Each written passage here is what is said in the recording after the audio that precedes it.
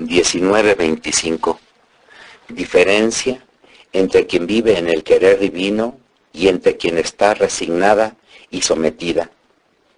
La primera es sol, la otra es tierra que vive de los efectos de la luz.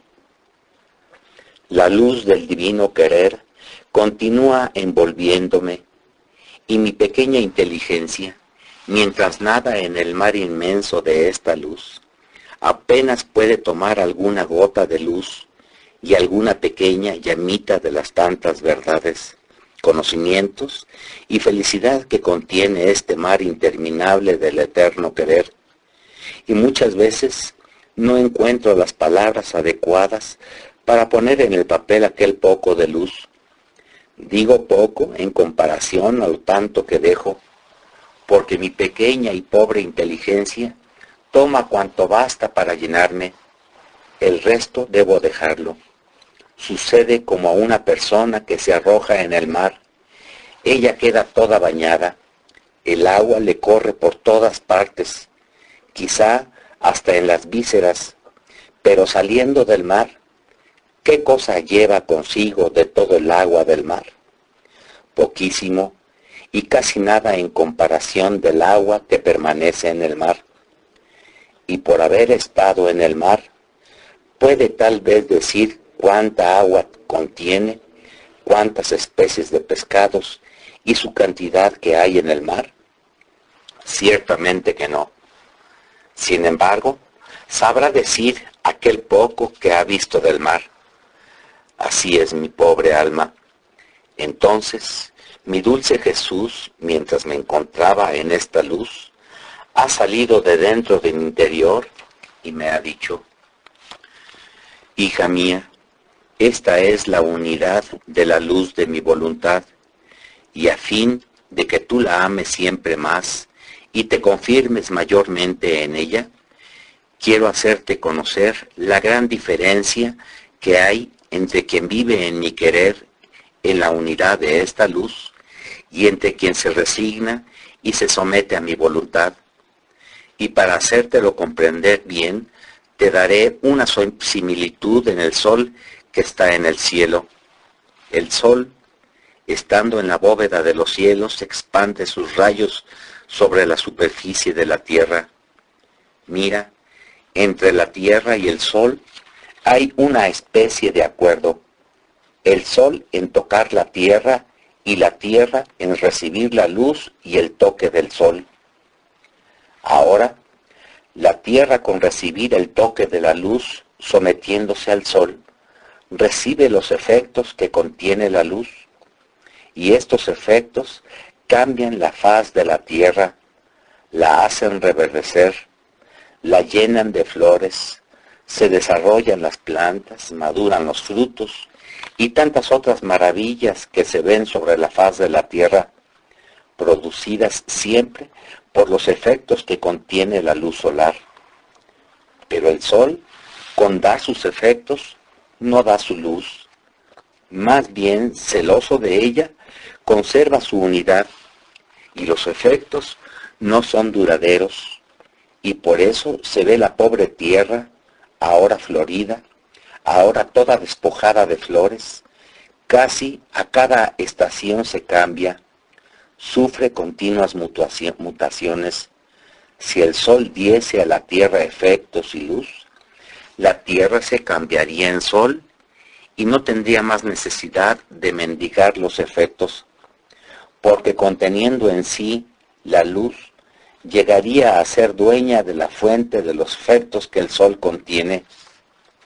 Ahora, así es el alma que se resigna y se somete a mi voluntad, vive de los efectos que hay en ella, y no poseyendo la luz, no posee la fuente de los efectos que hay en el sol del eterno querer, y por eso se ven casi como tierra, ahora ricas de virtud, ahora pobres, y se cambian a cada circunstancia, mucho más que si no están siempre resignadas y sometidas a mi voluntad, serían como tierra que no se quisiera hacer tocar por la luz del sol, porque si recibe los efectos, es porque se hace tocar por su luz. De otra manera, quedaría escuálida, sin producir ni un hilo de hierba. Así quedó Adán después del pecado. Él perdió la unidad de la luz y por lo tanto la fuente de los bienes y efectos que el sol de mi voluntad contiene. No sentía más en sí mismo la plenitud del sol divino, no descubría más en él aquella unidad de la luz que su Creador le había fijado en el fondo de su alma, que comunicándole su semejanza, hacía de él una copia fiel de él. Antes de pecar, poseyendo la fuente de la unidad de la luz con su Creador, cada pequeño acto suyo era rayo de luz que, invadiendo toda la creación, iba a fijarse en el centro de su Creador, llevándole el amor y la correspondencia de todo lo que había sido hecho por él en toda la creación. Era él el que armonizaba todo y formaba la nota de acuerdo entre el cielo y la tierra, pero en cuanto se sustrajo de mi voluntad, sus actos no fueron más como rayos que invadían cielo y tierra, sino que se restringieron casi como plantas y flores en el pequeño cerco de su terreno, así que perdiendo la armonía con toda la creación, se volvió la nota discordante de todo lo creado. Oh, cómo descendió en lo bajo y lloró amargamente la unidad de la luz perdida, que elevándolo sobre todas las cosas creadas, hacía de Adán el pequeño Dios de la tierra. Ahora, hija mía, por lo que te he dicho, puedes comprender que el vivir en mi voluntad es poseer la fuente de la unidad de la luz de mi voluntad, con toda la plenitud de los efectos que en ella hay, así que surge en cada acto suyo la luz, el amor, la adoración, etc., que constituyéndose acto por cada acto, amor por cada amor, como luz solar, invade todo, armoniza todo, concentra todo en sí, y como refulgente rayo, lleva a su Creador la correspondencia de todo lo que ha hecho por todas las criaturas, y la verdadera nota de acuerdo entre el cielo y la tierra. ¿Qué diferencia hay entre quien posee la fuente de los bienes que contiene el sol de mi voluntad y entre quien vive de los efectos de ella?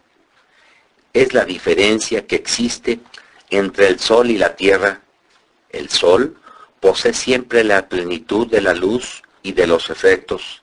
Está siempre radiante y majestuoso en la bóveda del cielo.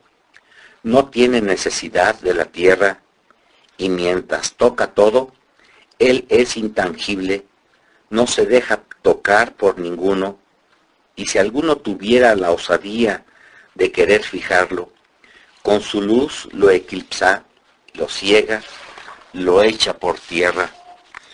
En cambio, la tierra tiene necesidad de todo, se hace tocar, despojar, y si no fuese por la luz del sol y sus efectos, sería una tétrica prisión llena de escuálida miseria.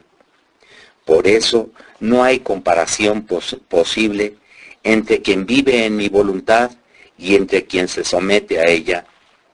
Así que la unidad de la luz la poseía Adán antes de pecar, y no pudo recuperarla más estando en vida.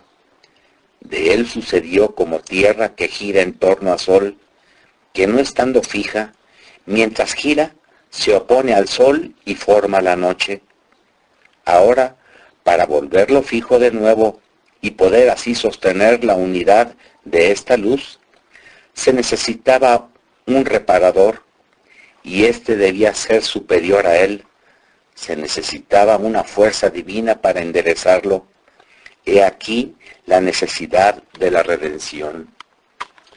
La unidad de esta luz la poseía mi celestial mamá, y por eso más que sol puede dar luz a todos, y por eso entre ella y la majestad suprema no hubo jamás noche ni sombra alguna, sino siempre pleno día, y por esto a cada instante esta unidad de la luz de mi querer hacía correr en ella toda la vida divina que le llevaba mares de luz, de alegrías, de felicidad, de conocimientos divinos, mares de belleza, de gloria y de amor. Y ella, como en triunfo, llevaba a su Creador todos estos mares como suyos, para atestiguarle su amor y su adoración, y para hacerlo enamorar de su belleza, y la divinidad hacía correr otros nuevos mares más bellos. Ella poseía tanto amor, que como connatural podía amar por todos, adorar y suplir por todos. Sus pequeños actos hechos en la unidad de esta luz eran superiores a los más grandes actos y a todos los actos de todas las criaturas juntas.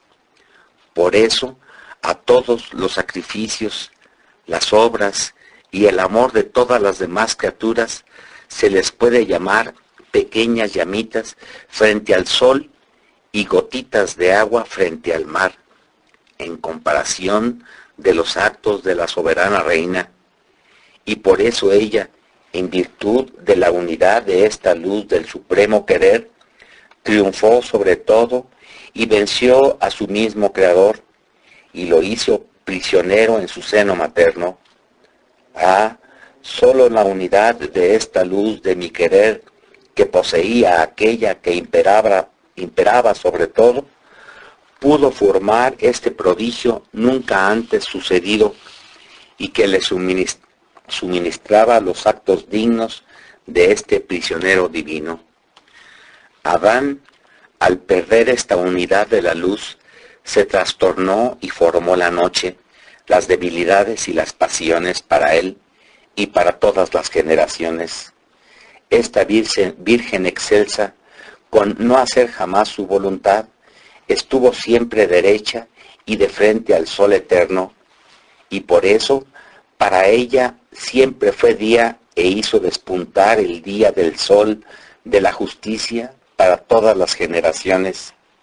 Si esta Virgen Reina no hubiese hecho otra cosa que conservar en el fondo de su alma inmaculada la unidad de la luz del eterno querer, habría bastado para darnos la gloria de todos y la correspondencia del amor de toda la creación. La divinidad, por medio suyo, en virtud de mi voluntad, se sintió regresar las alegrías y la felicidad que había establecido recibir por medio de la creación. Por eso ella se puede llamar la reina, la madre, la fundadora, la base y espejo de mi voluntad, en el cual todos pueden mirarse para recibir de ella la vida de mi voluntad. Después de esto, yo me sentía como empapada de esta luz y comprendía el gran prodigio del vivir en la unidad de esta luz del querer supremo, y mi dulce Jesús, regresando, ha agregado: hija mía, Adán en el estado de inocencia y mi mamá celestial poseían la unidad de la luz de mi voluntad, no por virtud propia, sino por virtud comunicada por Dios. En cambio, mi humanidad la poseía por virtud propia, porque en ella no solo estaba la unidad de la luz del supremo querer, sino que también estaba el Verbo eterno, y como yo soy inseparable del Padre y del Espíritu Santo, sucedió la verdadera y perfecta bifurcación, que mientras permanecí en el cielo, descendí en el seno de mi mamá, y siendo el Padre y el Espíritu Santo inseparables de mí, también ellos descendieron junto conmigo, y al mismo tiempo quedaron en lo alto de los cielos. Ahora, mientras Jesús me decía esto, me ha venido la duda de si las tres divinas personas habían sufrido las tres, o bien solo el Verbo, y Jesús ha retomado la palabra y me ha dicho: hija mía, el Padre y el Espíritu Santo, porque son inseparables de mí, descendieron junto conmigo, y yo quedé con ellos en los cielos. Pero el trabajo de satisfacer, de sufrir y de redimir al hombre fue tomado por mí. Yo, Hijo del Padre, tomé el trabajo de reconciliar a Dios con el hombre. Nuestra divinidad era intangible de poder sufrir la más mínima pena.